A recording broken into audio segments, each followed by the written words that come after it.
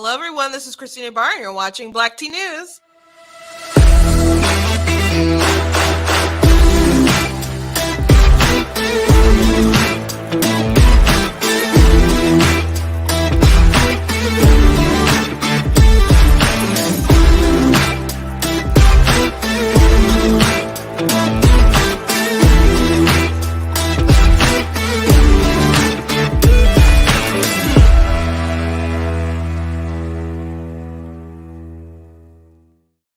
Hello. Welcome to Black Tea News. I'm your host, Christina Barr, and today we're going to be talking about the Washington Post because democracy dies in darkness. So that's why they want to silence you and shove your opinions in the dark because it's their way or the highway, and they have a particular, sort of ideas and political affiliations that they want to protect. So if you just do something like exposing people in their own words, because average people would say, oh my gosh, that's crazy. You're the enemy. So specifically, we're talking about an account called Libs of TikTok. I follow Libs of TikTok. I encourage you guys to follow Libs of TikTok. I think they only have a Twitter account and a website, and they do have a newsletter. You should probably subscribe to their newsletter because I'm surprised they still have an account. It's one of the most important accounts, I think, that it's on Twitter, and I'm really not joking. I'm really not joking. People tell me, there was this one comment when someone was defending my page, and they said, I wish half the stuff she said wasn't true. And they said that because a lot of the things that I talk about are just unbelievable and perverse and disgusting and weird. And you just are like, how did society get here?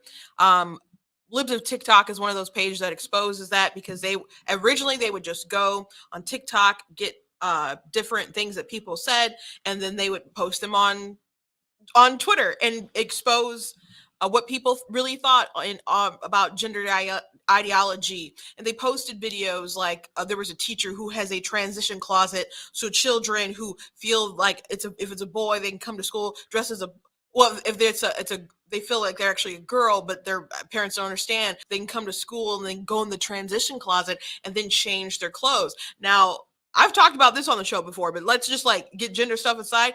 Any teacher that would like to just expand the rebellion between a student and the parent, that's crazy.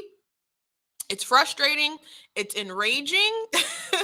And there's all kinds of stuff. They exposed a teacher who didn't have a American flag. They had a pride flag, so they had their students pledging allegiance to that, and just all kinds of stuff. Even more heinous things than what I've described, but it's people in their own words. And then people started sending them tips about different things across the country. And then they also get really good fines. There's a story in Florida.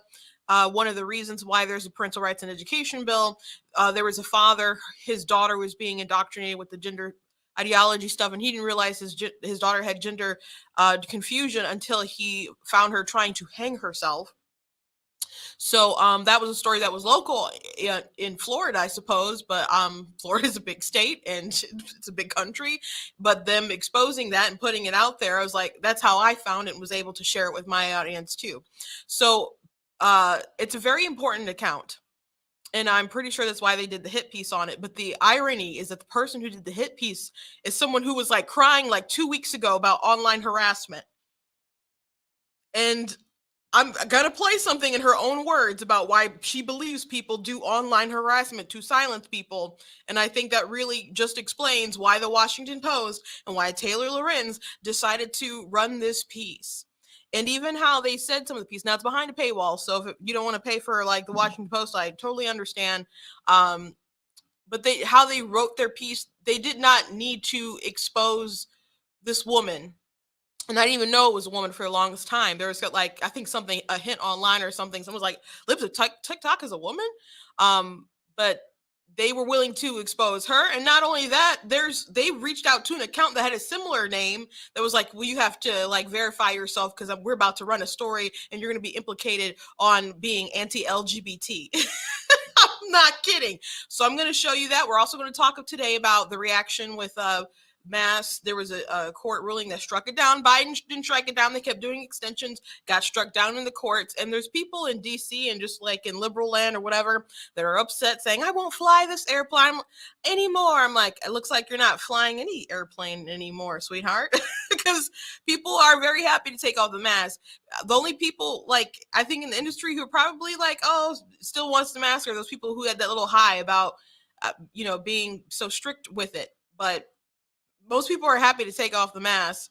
So I don't know what to tell you. And they don't help.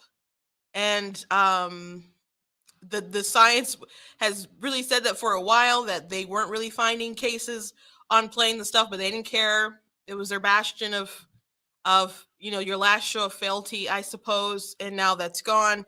So some people can't take it. And also, there was a New York Times journalist who got tricked by a parody tweet. And it's amazing that they couldn't tell this was a parody tweet. So I want to start with the mask stuff, and then I'm going to be talking about this little TikTok thing for a while. So I want to knock that out. But before I jump into it, I do want to encourage you guys to go blacktnews.com, check out different articles and things I have on my website. Check out different videos, check out different merch that I have. I got the Crack is Whack. Make crack whack again, Trump 2024 shirt. That's pretty funny. I got these cool Free Canada shirts and hoodies that you guys can get. Really, really neat.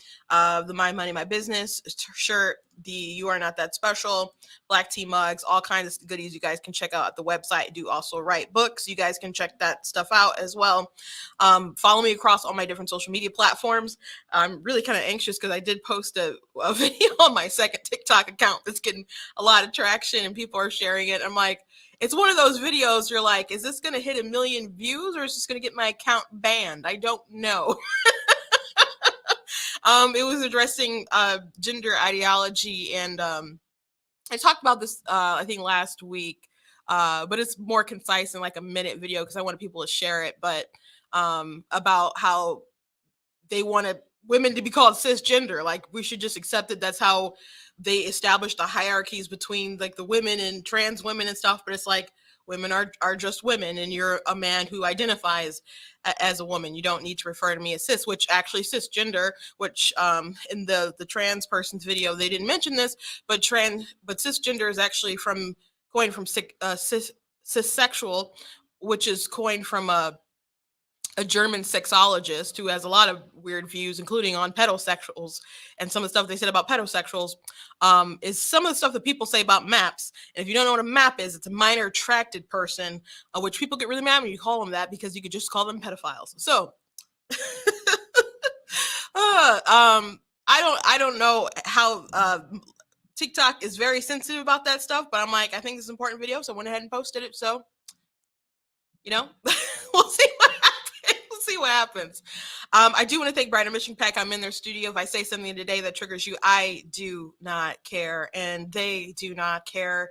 And if you try to, I don't know, rat me out to my boss, I'm the captain now and have been. So I'm just here in the studio. They just like to uplift conservative voices, and I appreciate what they're doing in the state of Michigan where I live. And I want to take down some radical leftists. So thank you to Brighter Michigan Pack. Okay, so I want to play this video before I jump into everything, and this is has to do with like the mass, which I thought was funny. Somebody singing on an airplane, since people are so triggered about Christians singing on an airplane the other day. Which, by the way, if you didn't see the video, that's fine. Ilhan Omar was upset and was like, "What if my family did this on an airplane?" Or she didn't say singing, but praying, which people were like, Muslims pray on airplanes all the time, especially like depending on where you're going, what time of the day it is, what's the airline, etc. So she's trying to invoke like some really hostile sort of 9/11 after feelings. I don't know, but it turns out that the Christians were working in Ukraine and helping the refugees, and they told the pilot about what they were doing, the work they were doing, and asked could they just, sing a song, which their attitude was probably like, it's like Easter, let's bless the people.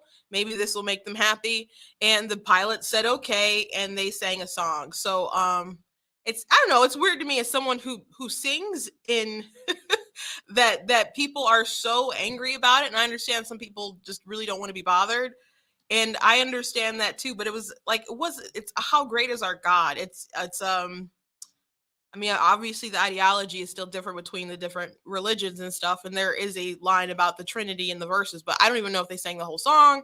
Um, it's not an aggressive song. It's so like it's so basic and mainstream as far as like the Christian sort of sphere in music. So it's a weird story to me. But anyway, here's someone singing on an airplane after, mask mandates were no more.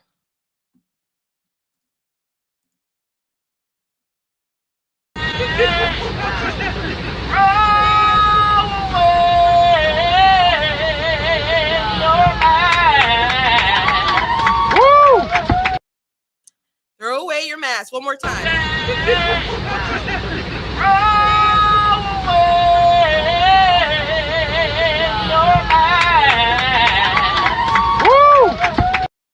Yep, he could sing. And you know what, people who can sing, which the Plaintive Christians, they did okay. They did okay with the song. It's pretty milk toast, as you can say, I suppose.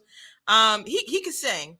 And I not to humble brag, but I can really sing too. So people like to sing in any sort of occasion. So I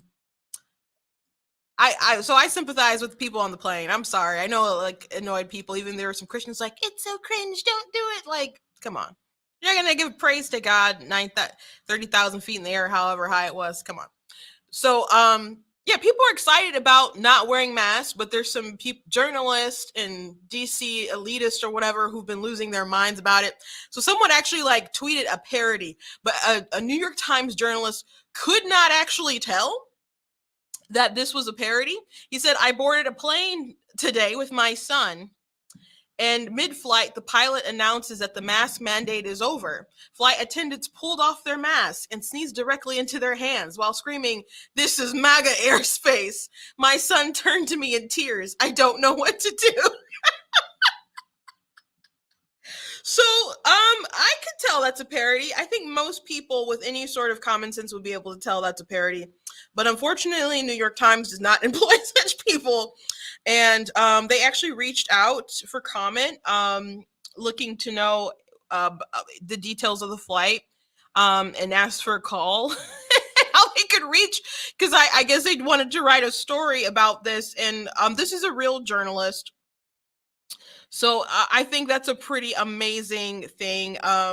He did, respond and say, "Hello, Victoria. I would love to discuss this incident at your earliest convenience. I was pretty upset about the whole thing. Unfortunately, it's satire that only someone at the New York Times would believe. In my time of contemplation, I was wondering how your team deals with the multitude of false stories that you peddle out daily to use as political propaganda. And if you could give me advice on how to take my satire to the next level, best wishes." So that's hysterical. To think that there would be people like on airlines who would openly just sneeze into their hands. You're talking about, like, he said, like, attendants, right? The flight attendants pulled off their mask and sneezed into their hands and said, "This is MAGA airspace." Why does that sound like that's real life? Why? But when you hate your opponent so much, you can't, it's like you can't think straight. You can't think straight at all. And every silly thing sounds plausible. Like, sometimes things would happen when, like, AOC and Biden or someone would contact me like, "Is this true?" And it's like, it's plausible that it's true, but let me check. And be like, "Oh gosh, that's real. Oh gosh." Oh my gosh. By the way, I showed my sister, well, actually, I was pulling up a video to show my sister the other day, and I accidentally pulled up the one with Joe Biden when he's like shaking his hand to no one, and her eyes enlarged. It was so funny. Her mouth dropped. She was just stunned. She was absolutely stunned, with no context other than him just saying a speech. When it's over, reaching out to shake the hand, no one is there. So if anyone was just like, "Oh, people are just taking this too far. No, it disturbs, I think, the average person.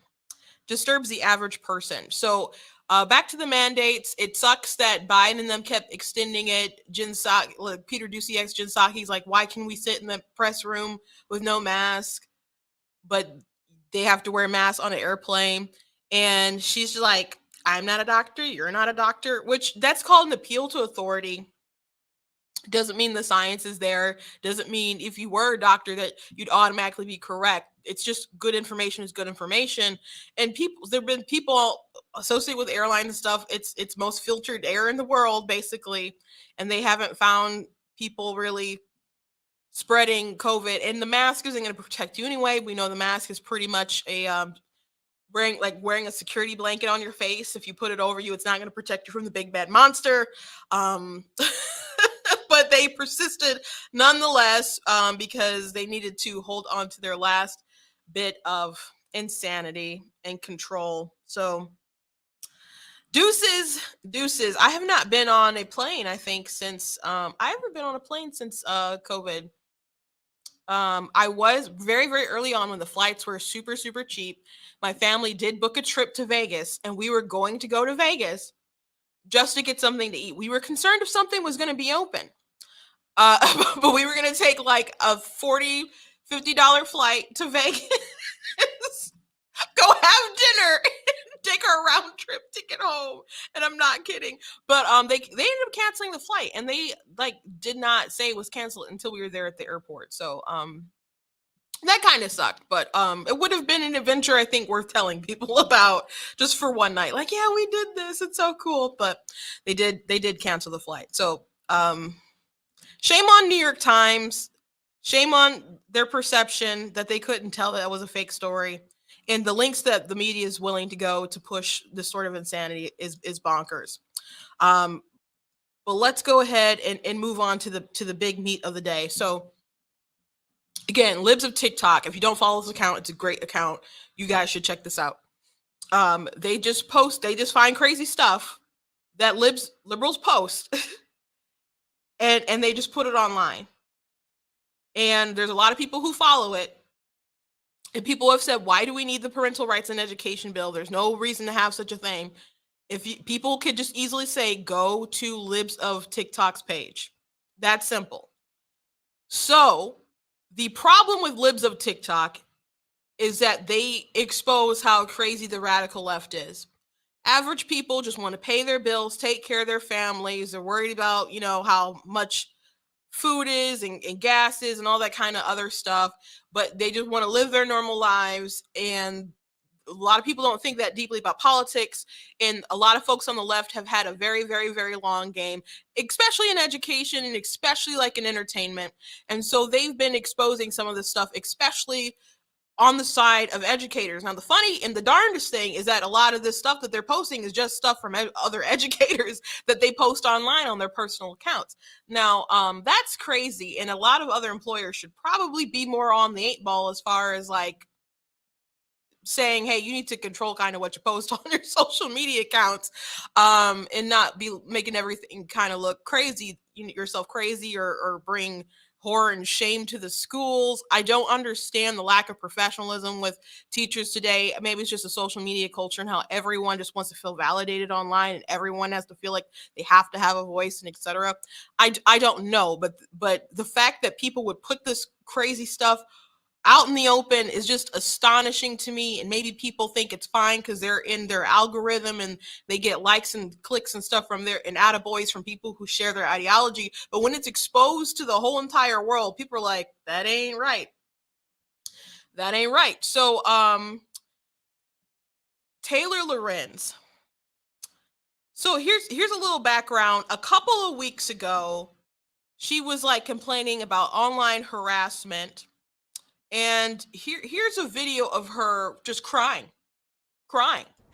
You feel like any little piece of information that gets out on you will be used by the worst people on the internet to destroy your life. And it's so isolating. And terrifying. It's horrifying. I'm so sorry. You're fine. It's overwhelming. It's really hard. Yeah. So that's seriously not too long ago. And in her crusade against online harassment, this is what she said about online harassment. So I think she's like giving it away why she wrote this piece. And online harassment is such a misnomer. I think it's a huge problem because, harassment is a tool to silence people, especially women and people of color or people from marginalized identities, for speaking out. And there's a very intentional goal behind it. It's obviously it's death threats and all of that and rape threats on the daily. And it's not just Twitter. It's every single surface, right? My cell phone number getting out there, people calling, people harassing my family members, stalking me. All of that is incredibly terrifying and invasive. And it's bled out into the physical world too, which is even more terrifying, right? Yeah. But to me, I think what especially the media needs to understand about this is, in terms of protecting their own reporters, is this is just a tool. Harassment is a tool to kind of discredit and silence journalists. And the right-wing media plays along with it, right? You mentioned Tucker Carlson. So what she means by in cases like Tucker or something, he has a really big show. They cover somebody and you say your dumb opinions, someone brings it to light, and then the internet comes and they give their opinions on your dumb opinions. Now, people who go the extra mile and do doxing and all that kind of stuff, that's not good at all, and I don't like stuff like that. But a lot of these people complain about online harassment. Have you ever seen the meme where there's some woman or whatever, probably a feminist or something, and they're scooping some poop, and the poop is labeled opinions or whatever, and then they fling it over the wall, and then people fling it back, and they're like, oh no, I'm being attacked. So that's kind of more along the lines of how she's been victimized and harassed and et cetera. And I'm not saying other people don't bully and go the distance and do other kinds of things, because there's wackadoodles out there, and I'm not going to waste time defending crazy stuff that people do. But just because you tweet something that's indefensible or stupid, and people respond, doesn't mean that you're necessarily being harassed when people are like, no, you're wrong, and this is a bad take, etc.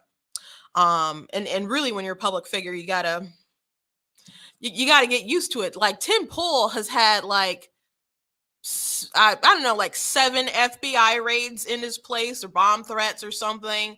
And there was an event he had to cancel, I think last weekend, because they said they got a credible death threat. And so he was willing to go along with it, but they said that it was pretty credible and they didn't want to risk anybody else's lives. So, that's pretty nuts. That's pretty nuts. That's too far, obviously. But just people not being okay with what you say, that ain't it.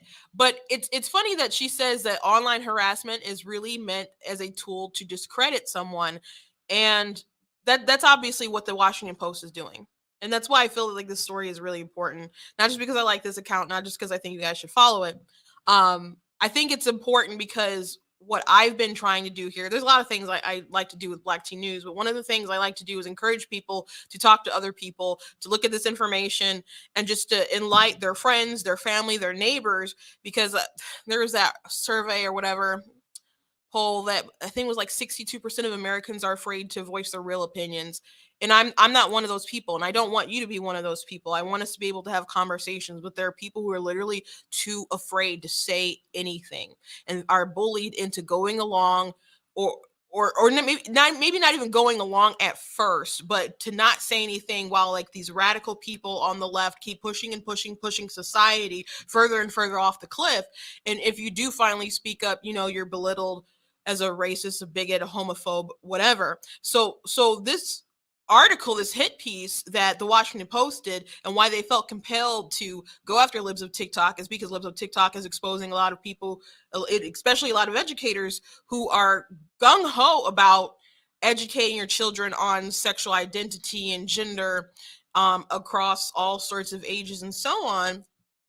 And obviously most people, including people who are gay and lesbian and even transgender folks, don't feel that that's appropriate. There's just a really powerful fringe of people who feel very strongly about it, and the mainstream Democrats, for whatever reason, Biden has hitched onto this dying star, and then journalists and activists who really want to go along, I guess, with whatever the Democrats are saying, because they're carrying water for them. And so they want to label Libs of TikTok, which is really just exposing these people as some kind of bigoted sort of person. So they feel that it's newsworthy. And it is a big account. It has over 600,000 followers. So I'm not saying doing a story about their sort of influence isn't newsworthy. However, they could have written some of the stuff that they wrote about without exposing who this person was. And it was obvious that that's what they were trying to do. And the reason why they want to expose this woman, and she said she's in a safe place right now, and she thanked everybody for the love and support of people outreaching and whatever, but they want to scare the next person out of being the next Libs of TikTok. That's what it's about. Like, I'll never forget, like, someone was like, they told me that, like, I can't say all the stuff that you say because people will call me a racist. And I'm just like, well, people call me Uncle Tom. And then it was just like an awkward sort of stare. It was like, people are gonna come at me. So I just would like to not be alone. I will stand alone if I have to speak the truth. I've already like settled that within myself. I'm firm in my beliefs, and if I have to be alone while I'm belittled and whatever, etc., and then they try to silence me, I'm not going to be silent. Like, I've already committed to that. But it would be a lot easier, and we could get a lot done, and we could fight off the left if more people were just willing to stand up and say, you know what, we're not crazy. The world hasn't gone that far. But there's too many people so afraid. In 2020, so many people would message me about like some of the stuff going on with the Black Lives Matter and the white privilege, because they were afraid to like voice some opinions online because of like how hostile and people were sort of like doing the BLM ideology and stuff. And there were so many people like privately messaging me. One message I wrote was so long. I'm like, you know what, I got to just put this as a full post. And it went pretty far and wide on Facebook, but people were afraid to speak out. And I just felt like I was living in a crazy place. Like I was the only person who was sane. And now flash forward to today, and you have BLM laundered a bunch of money. People bought houses. People don't know where all the money is. Some of the money that the chapters use, they've used to bail out attempted murderers, and that is not a joke. Like, we've covered that on the show. You had Michael Brown's parents, I believe, father, who spoke out against the organization, how they spend money. And this is an organization that says they want to dismantle cisgender privilege. By the way, cisgender privilege can be like women not having to worry about someone else being in their bathrooms and spas and prisons. That's like cisgender privilege. So they want to dismantle stuff like that. And they want to disrupt the nuclear family, which they ended up taking that stuff off their website after they got too much heat. And even if you say, well, I'm for the movement, not the organization, the movement pushed a lot of false narratives that were actually debunked several times by several different people. But a data scientist from Reuters debunked it. And Reuters got rid of their own data scientists because they didn't like the data. But people didn't want to talk about this. So yeah, I'm still like upset about 2020 and 2021 and the whole thing. I think if you still have BLM in your profile, you're a clown. But long story short, they don't want people to speak out. They want you to feel alone. And that's why they attack libs of TikTok like this. So this is how I found out that they were writing this article. Sorry, that was so Christina Pushaw, who I think that's how you say her last name, from Florida. She's the Ron DeSantis spokesperson. She got this email from Taylor Lorenz. And they said, "Hi, Christina. I'm a tech reporter at the Washington Post. We are running a story exposing the woman behind the Libs of TikTok account." Notice she said expose. People were like highlighting that that's a pretty aggressive word there. It's not a piece, it's just exposure. Now, why do you want to expose this woman? Again, it's not noteworthy to expose her or to mention that she was Jewish, to to anything, to her sex or gender, her name. That wasn't where she lives. This woman went to the house of her relatives. That's a picture of her at her relative's house. This person who was crying about online harassment. There was no reason to do all that. She said expose, so she wanted to expose this woman behind the Libs of TikTok account. Our story mentions your interactions with the account and praise of it. If you'd like to offer a comment, please let me know within the next hour. You can give me a ring if you prefer. So that's something that they do. These reporters, they will give you like something. Hey, are you going to comment? You have an hour to do so, because they're hoping that you don't see it in time or whatever, and they'll run the story like, oh, Ron DeSantis had no comment, or Ron DeSantis's office had no comment. That's what they like to do. So anyway, she did end up responding. She said, relationship with the account. What do you mean by that? I follow, like, and retweet Libs of TikTok. My interactions with the account are public. She does a great job exposing the degeneracy by showcasing liberals in their own words. It's a shame that any journalist would want to ruin her life. Yeah, interaction is very obvious. Which, by the way, interactions, if you like something on Twitter, sometimes I just like stuff to bookmark it. Like, if I like something, you can guess that I'm maybe going to mention it on my show. Maybe. That if I like something, that doesn't mean it's necessarily approver or something. And you can bookmark stuff, but I kind of bookmark stuff for like different purposes on Twitter. So just because you see people interact with stuff doesn't mean that they're swaying one way or another. But I think it's pretty obvious from her interactions. And she did give a reply that she supports Libs of TikTok. But it's pretty crazy what the media does. And so they actually went to another account with a similar name and kind of threatened them.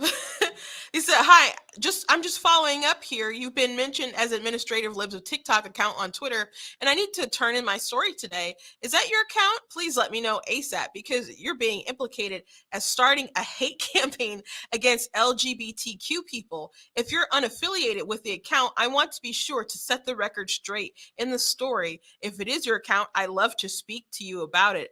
I'm on blank if you want to give me a ring. Let me know and hope to hear from you. So what if there was like no response from that person? You're just going to run it and implicate them? Is this journalism? I have a deadline, so you better respond or I'm going to smear you. Is this journalism? It's definitely not ethical, which people are pointing out.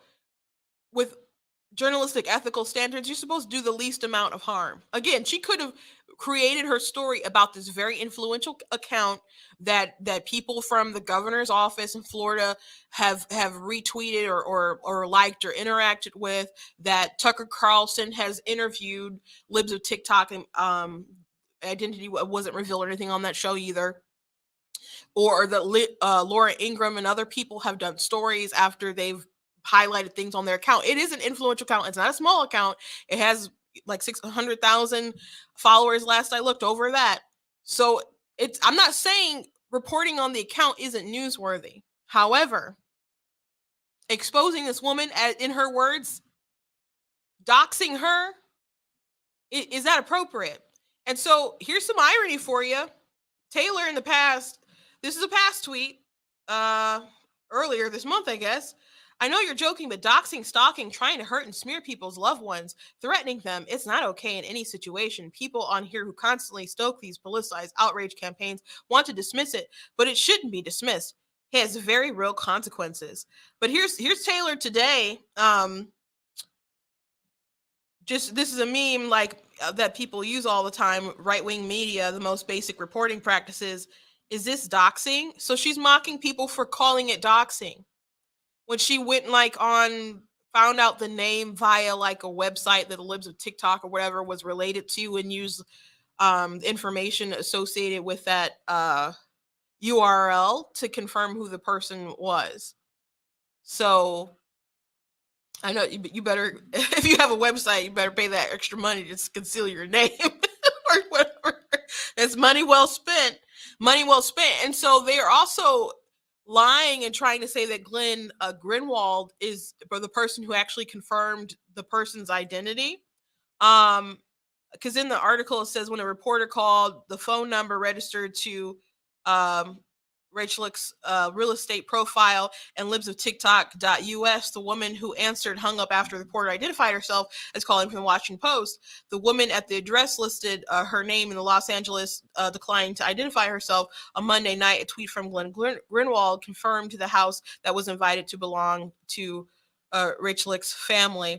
And so they're saying that was publicly available online, but it was he who confirmed it. And he said, this is a stupid viral lie being spread by Taylor. She announced she intended to publish Libs of TikTok's name after Libs of TikTok provided proof Taylor went to her relative's house and asked me to report it to deter Taylor from stalking more people. So she tried to pin this on Glenn as if Glenn was the one who confirmed, but she already had the person's name. So pretty outrageous. So here's a piece of the article that Christina, the spokesperson for Ron DeSantis, laughed at. By March, Libs of TikTok was directly impacting legislation. DeSantis's press secretary, Christina Pushaw, credited the account with opening her eyes and informing her views on the state's restrictive legislation that bans discussion of sexuality or gender identity in kindergarten through the third grade, referred to by critics as the Don't Say Gay bill. Which it's funny to me when people do not, and this is a journalist, not using the name Parental Rights and Education bill, still using the Don't Say Gay. She and Libs of TikTok have interacted with each other over the last 138 times publicly, according to a report by Media Matters. Oh, Media Matters. Which, if you're unaware of Media Matters, they follow different accounts, and at times they'll clip stuff. When they follow Daily Wire, they'll clip stuff that is like not even the least bit controversial in my opinion sometimes. But then sometimes they'll target your advertisers and stuff and try to pressure people to let you go. So that's a little bit about Media Matters. When asked by the Post about her relationship with the account, Bouchard wrote, I follow, like, and retweeted Libs of TikTok. My interactions with the account are public, and added that she's a strong supporter of its mission. So Taylor just thought it was funny that, I'm sorry, not Taylor, Christina thought it was funny that she thinks press secretaries write legislation. And even there's a clip of Ron DeSantis when people were kind of like talking about the bill. I don't know how interactive they were prior to it actually going through the legislature, because he was in an interview and he was complaining about sort of the press for it. And he's like, they were talking about it, and like, it didn't make any sense. And he said, and he looked at the bill and it was K through 3. And he's like, why would anyone be talking to kids that age about K through 3? So it doesn't seem like they were in the ground floor with trying to get this thing through, which, by the way, Libs of TikTok did post a video talking about one of the reasons why the bill was going through. And there was a story, again, of a father whose daughter was indoctrinated or whatever. They were secretly keeping the gender confusion from him. And he didn't find out that his daughter was going through that until she tried to hang herself. So, and you can say, and I've heard people say, well, he's a bad father because he didn't know. People intimidate kids. Kids make the wrong decisions. You might have had adults tell them not to tell. He wouldn't understand, all this kind of other garbage. So please do not pretend like kids just always make the right decisions. And because something like that happened, that he's a terrible dad. Like, you're sick and disgusting if you go that route. You don't know more details than basically that. So don't defame that man who was like sobbing over his daughter possibly dying. You're sick. Absolutely tragically sick. But that's not the only story. The Little Johns, and also in Florida, told stories about how teachers went to their child and put it in ideas in their kids' head about not sharing stuff with the parents, and they had to go back. The parents had to go back and forth trying to get information from the school that they were obviously trying to hide, and they asked questions. They had like a several page like identity kit or something, and they were asking like questions like, what bunk would you like to stay in on overnight trips? Oh my gosh, I was so mad when I heard that. For the pronouns, all the other kind of stuff, like that's to me too. But like, you're asking children which rooms they want to bunk in. You think your little girl, your son are going to be bunking in the girls and boys cabins, but you're telling me they're mixed because people get to say, I feel like I'm a girl tonight. Let's sleep with some chicks. And there's even stories where teachers have been in different like cabins associated with what they feel like. So this is no small stuff. This is no small stuff. And though the libs of TikTok is exposing a lot of this stuff, to say that they're responsible for writing legislation because the press secretary for Ron DeSantis like retweets and likes some stuff, I don't think they deserve that much credit, though I do love them to pieces. I really do. I really do. Here's something else that was in the piece that I thought was interesting. On March 8, a Twitter account called Libs of TikTok posted a video of a woman teaching sex education to children in Kentucky, calling the woman in the video predator. The next evening, the same clip was featured on Laura Ingram's Fox News program, prompting the host to ask, when did our public schools, any schools, become what essentially grooming centers for gender identity radicals? We covered that story on the show, which I can't remember if I saw that. I think Chris Rufo maybe posted it. I don't know if it was Libs of TikTok, but I'm sure they retweeted it. I don't know who posted it first, but the sexy summer camp, that was some gross stuff, like about self-abortions and masturbation and all kinds of stuff that was just really, really not appropriate for kids. In the least bit, or anyone really. So it ended up, I think, getting shut down after that exposure. But they don't like this account because it's effective, really. That's really the issue. That's really the issue with the libs of TikTok and why they want to shut them down. So democracy dies in darkness, and they want you to die.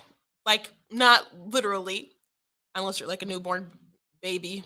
Well, not a newborn, I guess unborn, but kind of a different topic. They want you to figuratively die. They want you to just be enslaved with what they tell you, that they want you to wear a mask, you don't question the science because they told you what you have to do and you just do what they do. That you have to not look into your children's education and what they're learning. If you just breed them, you send them to school, and their liberal minded teachers will inject them with whatever garbage. They will come to resent you, and they will move on to college and continue to resent you and your ideals. And they will either separate from you or they will bring you to their side. They've played a very long game for a very long time on the left, especially in the realm of education and also in entertainment. And you're seeing a lot of that stuff kind of come out with Disney right now, which it seems like some people are reporting that Disney is kind of, I don't want to say back off. Some people are reporting backing off, but they're kind of a little bit more silent right now. But I wouldn't give them any credit. They need a reversal, not just like silence, in my opinion, for some of the stuff that they're doing. But they don't want you to know about the things that they're doing. They just want you to one day wake up and realize everything that you knew and that you loved is different, and that if you don't change, then you're just a bigot. But they want you to be a powerless bigot. So that's why they did this smear against libs of TikTok. Someone put together, maybe this was the Quartering that put this together. I saw them post this. But I thought this was kind of funny. You've been doxxed, you've been threatened, you've been harassed by Tucker Carlson just for calling out online harassment. They'll threaten children, they'll threaten my parents. I've had to remove every single social tie. I had severe PTSD from this. I contemplated suicide. It got really bad. You feel like any little piece of information that gets out on you will be used by the worst people on the internet to destroy your life. And it's I bring a message from Her Majesty Taylor Lorenz. Freedom to any man who identifies the slave known as Libs of TikTok. I'm Libs of TikTok. No, I'm Libs of TikTok. I'm Libs of TikTok. I'm Libs of TikTok. Well, I'm Libs of TikTok. I'm Libs of TikTok.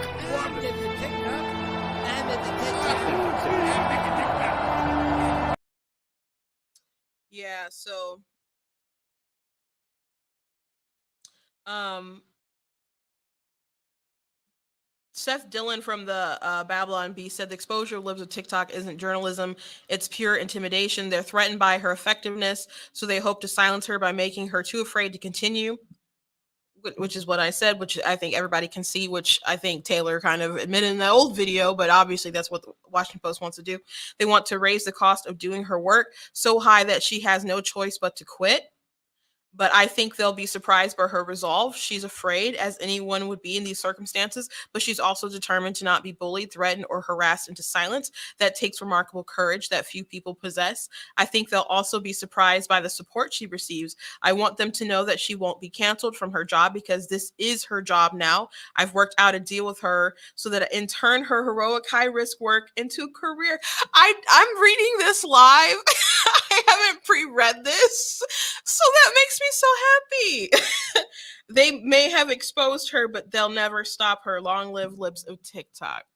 That's amazing. Seth Dillon is the CEO of the Babylon Bee, which the Babylon Bee has been in the news as of lately. Not just because some of their parody stuff is like darn near prophetic nowadays. It has been for the past year or so. But they were silenced by TikTok because they did a tweet after Rachel Levin, who's our transgender health secretary, got Woman of the Year from US Today. A Babylon Bee said named Rachel Levin as their Man of the Year. So TikTok flagged that and said that it was hate speech. And they said that you have to take this down, or you have to take this down, you get your account restored. And they're like, we're not taking it down because it's true. And I've pointed this out several times.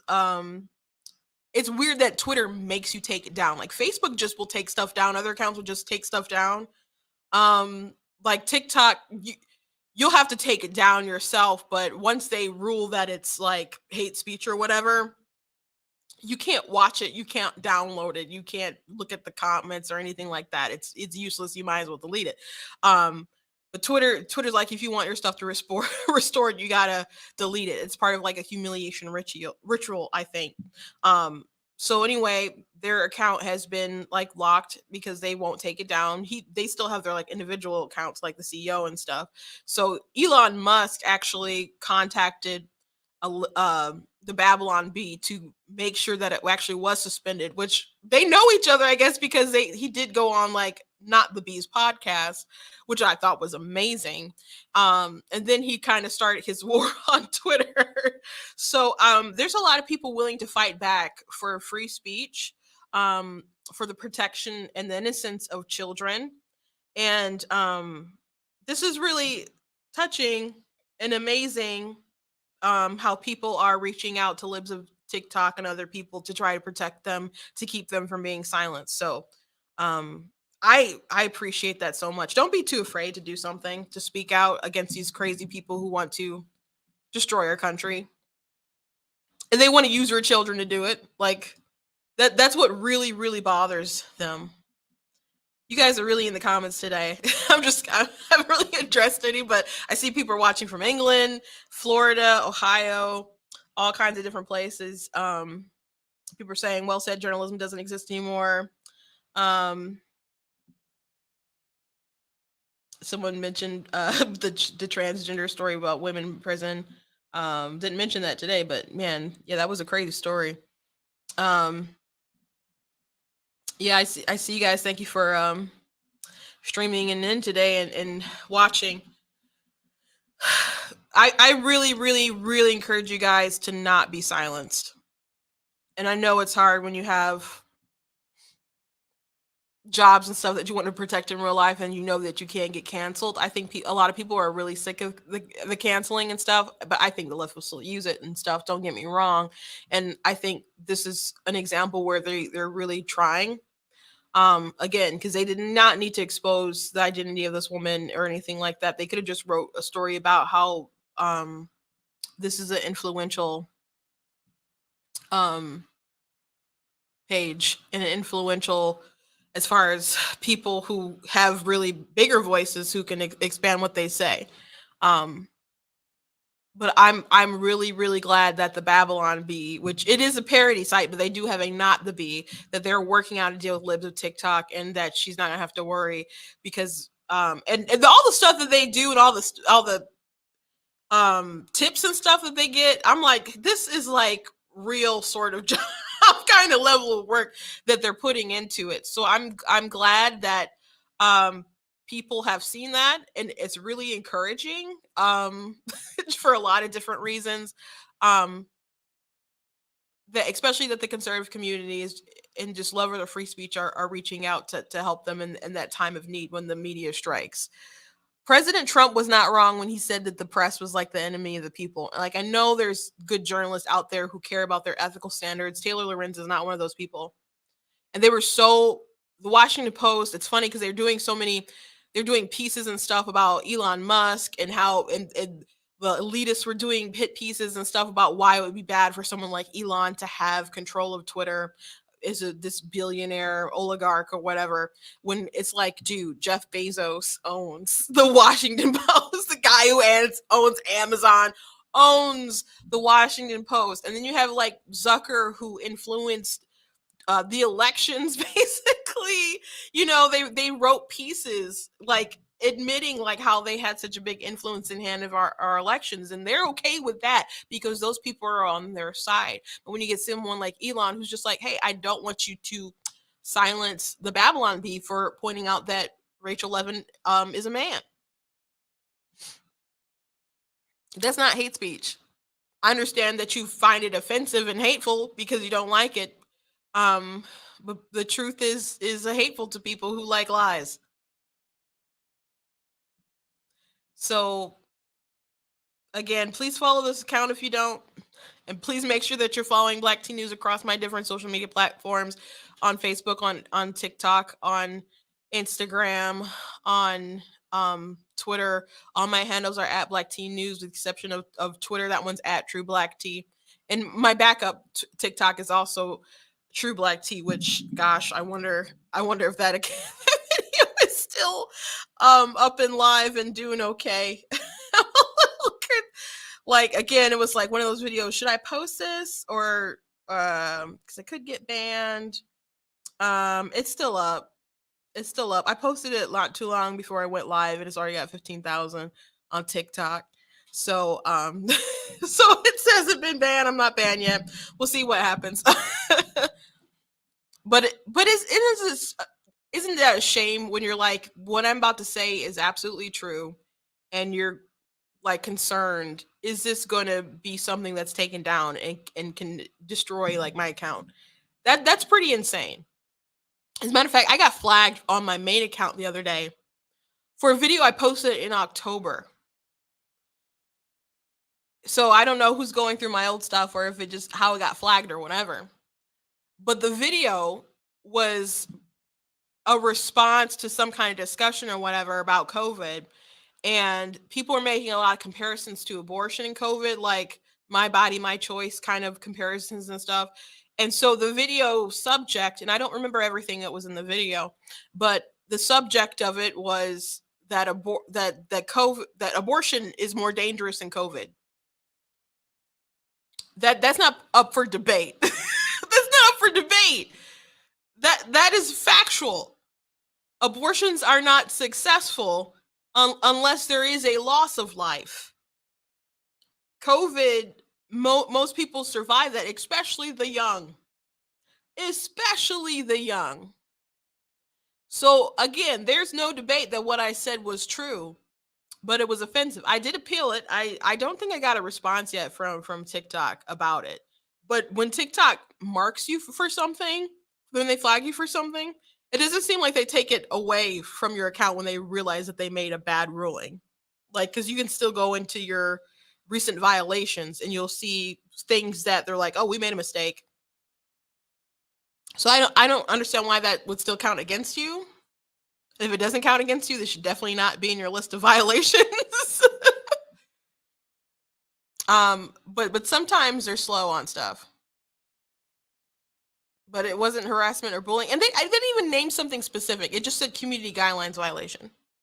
They didn't say it was misinformation. They didn't say it was harassment, bullying, or hate speech or anything. They just said community guidelines violation for pointing out that abortion is deadlier than COVID. We're talking about a deliberate procedure. I don't care how you feel about abortion. I do care how you feel about it, but in regards to this context, it's a conversation. Obviously, I said something true and that triggered them. So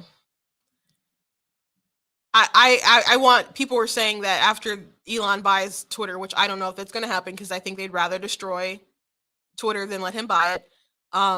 People are saying he should go after TikTok and all these other ones, which I think TikTok is a much bigger sort of. I know people love Twitter and the influence of Twitter, and that's really more sort of highbrow, I think, as far as the influence goes. But if you're talking about the damage that's really being done to a lot of young people it will catch up with us eventually, that's really going on TikTok. Really going on TikTok. So if your kids have social media accounts, please look at their stuff from time to time. Find out what their accounts are. I don't even know if you want to like let them know that you're looking at it. Maybe you should, like, so they will, I don't know, be more mindful of what they post. But I don't. You gotta know your kid. Some of them might like do like a secret account because my mom follows this one, so I gotta do a secret one. But you gotta find out what they are because I promise you, they are probably embarrassing you. I can tell when someone is like under 25 on that app, just like from the dumb responses that they say. And I'll go on their profile. I'm like, oh, they're 17. Oh, they're 15. Oh, they're 22. It's like we can save America if we raise the voting age, but I know that's not gonna happen. I know that's not gonna happen. Someone said TikTok is China owned. That is true. That is true. And Chinese people, their algorithms for their kids, they'll be looking at building robots and STEM and all the sort of things that they want their kids engaged in. And they will send our kids algorithms of twerking videos. And if you are showing more skin and stuff, they will filter you through people's stuff multiple times and do thirst traps and booty shakes and all kinds of different stuff. They know what they're doing. They know what they're doing. China knows what they're doing to Americans. And we are losing the war on that front. But thank you guys for joining me today. I hope you enjoyed the show. Again, please follow Libs of TikTok is a great page, but I do encourage you to go to blacktnews.com and make sure that you're following me across different platforms and stuff, but also go to the website, drop in your email so we don't lose track of each other one way or another.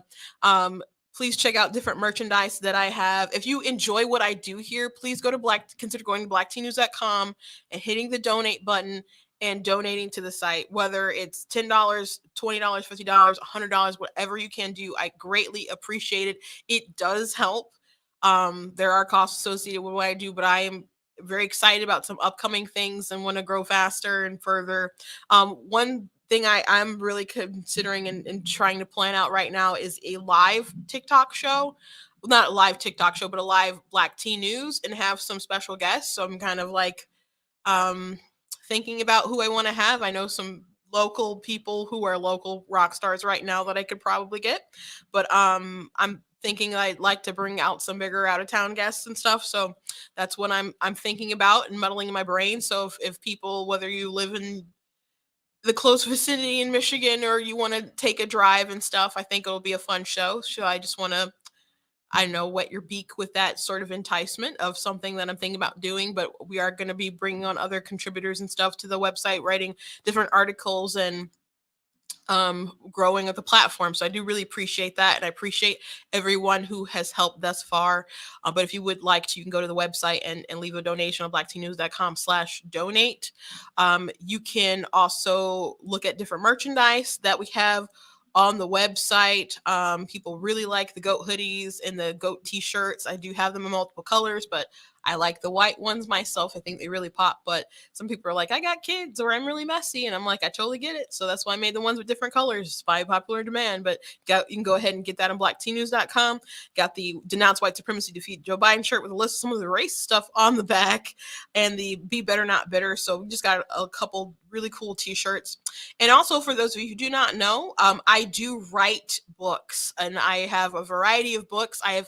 It was my goal to complete 30 books by my 30th birthday, which I'm older than 30 now, so I did hit my goal. But I have 15 published books. One is a faith book, a nonfiction faith book, Slay Your Fear, How to Overcome a Spirit of Fear, which I wrote during the COVID time, which it's not about COVID specifically, but I just wish people had listened to me because people were really annoying and lived in fear for people to manipulate you. That's why people made you so afraid. Not that fear in some circumstances is warranted, but do you have irrational fear? So it deals with that too. So you guys can check that out. I also have historical fiction fantasies. I do have contemporary fantasies and paranormal remnants and all kind of other stuff like this. But this one is, if you like Civil War sort of era books, imagine that with like X-Men powers. So I love this series. It's probably like I don't know, I love them all, but that's probably up there with my favorites. And I do have children's books, chapter books, Super Kid 2. This is a story about a boy with overactive imagination who believes in superpowers. He doesn't really. He teams up with his friend Kiara, who really likes him. So she goes along with it. She's way too smart for her own age. But she is called Princess Lady Diva because she had to be all three. And they help with this other kid named Lee. And he becomes Stickman because he thinks it's all real. So they train him, and he's kind of like the Batman of their group. And in the second one, Revo Girl ends up joining them to take down Frostbite. So it's a really good book. And I had people who've looked at it and who are fans of the show, who've gotten it for their kids, and they really, really enjoyed it. My book website is ninjadustpublishing.com. But if you go to blacktnews.com and you hit the merchandise button, there is a banner that'll take you to my book website. But if you just search my name on Amazon, you'll be able to find me. So thank you guys for joining me today. I really, really appreciate it. And I will see you guys tomorrow.